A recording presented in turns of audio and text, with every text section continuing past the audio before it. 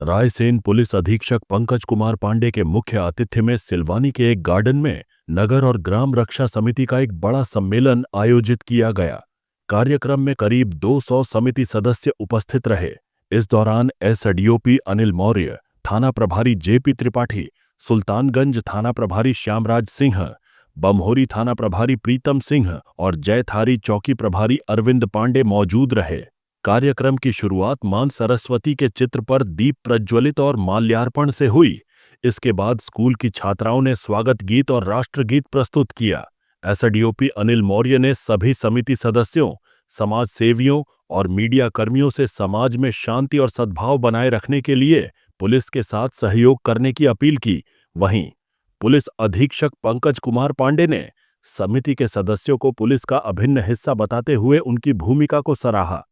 उन्होंने कहा कि विशेष रूप से जुलूस, जलसों और त्योहारों के दौरान रक्षा समिति के सदस्यों का सहयोग बेहद अहम होता है।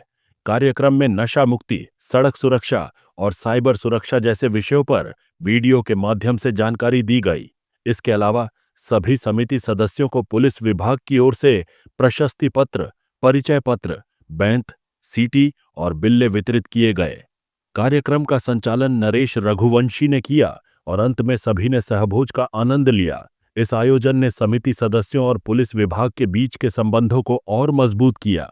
सिलवानी अनुविभाग में जो 3 थाने हैं, उनके जो नगर रक्षा समिति, ग्राम रक्षा समिति के सदस्य हैं, उनका सम्मेलन किया गया, परिचर्चा की गई, साथ में प्रशिक्षण भी किया गया।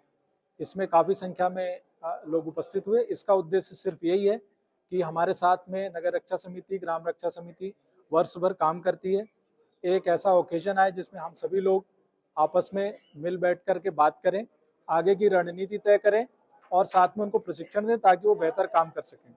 इसमें आज उनको कैप और डंडे भी वितरित किए गए हैं और जो हमारे 3 मुख्य सब्जेक्ट हैं वो है नशे के विरुद्ध में, ट्रैफिक सुधारने को लेकर के, ट्रैफिक से होने वाली मौतों से बचाव के बारे में और साइबर सुरक्षा के बारे में।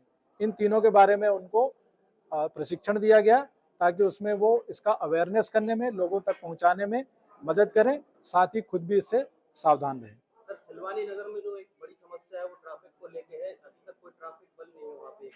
देखिए, जो ट्रैफिक बल की उपलब्धता के आधार पे ट्रैफिक बल लगाया जा सकता है, इस पे विचार किया जाएगा। लेकिन जैसा इसका कॉन्सेप्ट ही है नगर रक्षा समिति, ग्राम रक्षा समिति का, और साथ में जो थाना पुलिस है वो शाम को और पीक आवर्स में ट्रैफिक मैनेज करे, साथ में इस पर भी ध्यान दे, इसके लिए भी उनको बताया जाएगा। सर, जैसे कि सिलवानी थाने में बल की बहुत कमी है, इसको लेकर क्या कहना चाहेंगे आप? देखिए, बल तो जितना उपलब्ध है उसी हिसाब से काम होता है और जो अगर और बहुत ज्यादा जरूरत होती है तो उसका आकलन करके और बढ़ाया जाता है। साथ में 2 चीजें मैं आपको कहना चाहूंगा। एक तो ग्राम रक्षा समिति और नगर रक्षा समिति के सदस्य हैं, ये हमारे फोर्स मल्टीप्लायर का काम करते हैं, जितना बल है उससे ज्यादा बल का काम करते हैं ये। दूसरी बात है टेक्नोलॉजी के उपयोग की, जैसे सीसीटीवी कैमरे हैं, इनके बारे में भी हम लगातार अनुरोध कर रहे हैं सभी से। खासकर हमने 3 जो ऐसे संस्थान हैं उनको चुना है, एक पेट्रोल पंप है और एक जो वेयर हाउस है और तीसरे जो रोड साइड के बड़े दुकानें या बड़े ढाबे हैं, उनसे सभी से हमने अपील की है कि सार्वजनिक स्थान कवर करते हुए कैमरे लगाएं। ये हमारी पुलिसिंग में मदद करेंगे, क्योंकि पुलिस कितनी भी बढ़ जाए हमेशा कम ही समझ में आएगी काम की अधिकता को देखते हुए। इसी तरह से हम इसको एड्रेस कर रहे हैं, इसी तरह से हम इसका समाधान कर रहे हैं।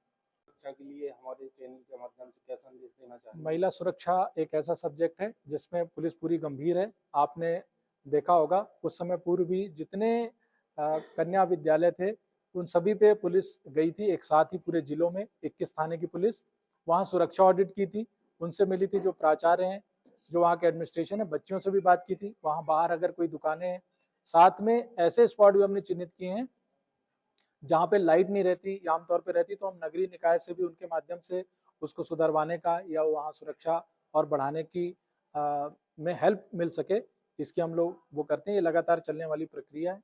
साइबर सुरक्षा के बारे में अवेयरनेस ही इसका एक प्रमुख है जिससे कि हम इसका सामना कर सकते हैं, प्रमुख मंत्र है। अभी हमने 1930 साइबर हेल्पलाइन की बात की है, साथ में रायसेन जिले की जो साइबर हेल्पलाइन है उसको भी बताया है, और ताकि जितने ज़्यादा से ज़्यादा लोगों को इसके बारे में अवेयरनेस रहेगी या इसका उपयोग करेंगे अगर कोई घटना हो जाती है, उतना हमको इससे सामना करने में मदद मिलेगी।